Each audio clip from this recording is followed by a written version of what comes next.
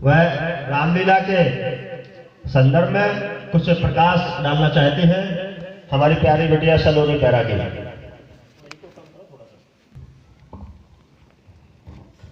जय श्री राम। मेरा नाम सलोनी है और मैं बताना चाहती हूँ कि हम रामलीला से मतलब राम जी की कहानी से बहुत कुछ सीख सकते हैं।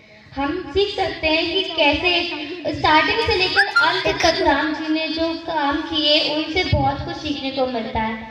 पहली बात कि जब हम राम जी की कहानी पढ़ते हैं उसमें पहली बात आती है कि उनकी स्टोरी स्टार्ट कहाँ से, बचपन से बड़े होने तक तो सब ठीक है, बट स्टार्ट कहाँ से की मेनली स्टार्ट होती है जब वो वन गए थे।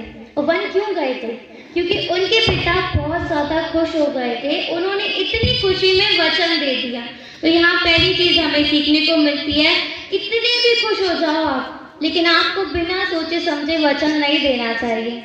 किसी को ऐसा मत बोलो मैं कर दूंगा, बिल्कुल नहीं, आपको सोचना चाहिए कि आप कर पाओगे या नहीं कर पाओगे। दूसरी बात हमें सीखने को मिलता है हमारी कंपनी, हमारी संगति के बारे में।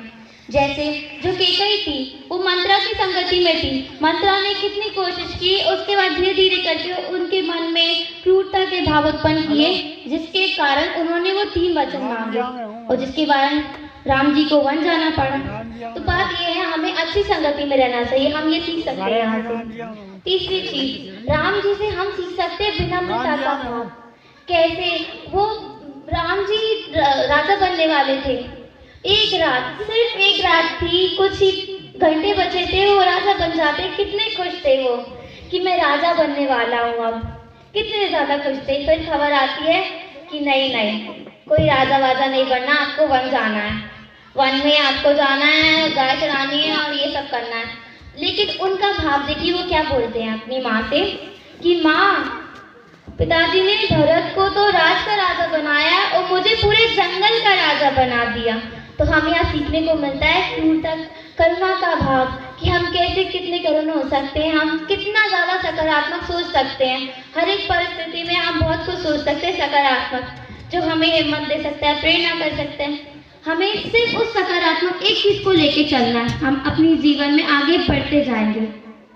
जैसे हम सीख सकते हैं रामलीला में कि जब लक्ष्मण जी को शक्ति लगी थी तो हनुमान जी को भेजा गया था जड़ी बूटी लेने के लिए, तब उन्होंने किस तरह से प्रार्थना की। वो तो बहुत शक्तिशाली है, हम सभी को पता है हनुमान जी के पास कितनी शक्ति है, बहुत शक्तिशाली है, सर्वशक्तिमान है। फिर भी उन्होंने प्रार्थना की सूर्यदेव से कि सूर्यदेव आप तभी उगना जब मैं जड़ी बूटी लेके आ जाऊँ। ऐसी प्रार्थना की, हमें भी प्रार्थना करनी चाहिए।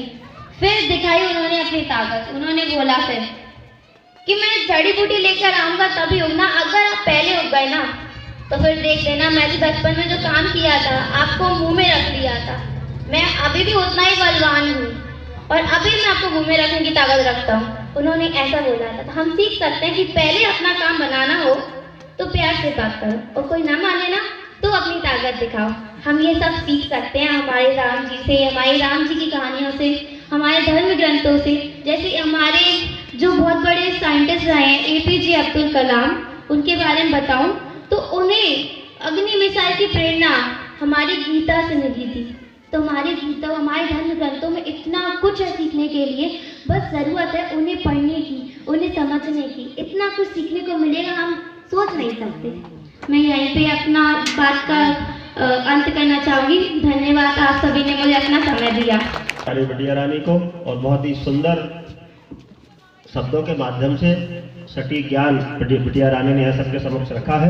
निश्चित रूप से बिटिया रानी के ज्ञान को हम उनको धन्यवाद करेंगे और उसको शुभकामनाएं देंगे उज्ज्वल भविष्य के लिए। मैं इस कार्यक्रम को और आगे बढ़ाते हुए या